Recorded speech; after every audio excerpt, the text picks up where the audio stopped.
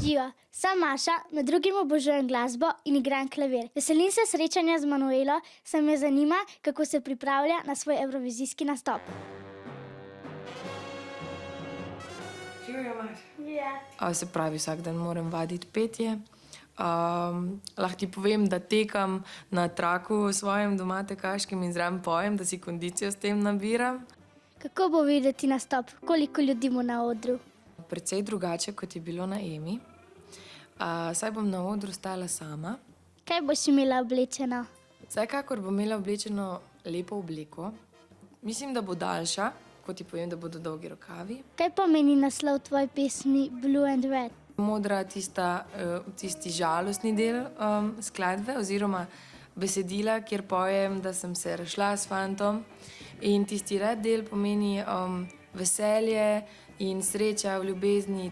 Zakaj je zmagovalna pesem v angleščini? Bi rada, da me razume čim več ljudi tam na Evroviziji, ne? In s tem, ko v angleščini pojem, sem si to sigurno zagotovila. Si že kaj preverila konkurenco? Ja, malo sem pokukala na YouTubu, kako in kaj. In moram reči, da nekaj skladb mi je zelo všeč. Tudi jaz si želim imeti glasbeno kariero, a imaš kakšen nasvet zame? Vztrajaj, verjemi vase. To je najbolj pomembno, ker če ne vztrajaš, potem ti res ne more uspeti. Manuela se bo svojo pesmijo na Evroviziji predstavila 12. maja. Če bo prejela dovolj števila točk, se bo uvrstila v finale.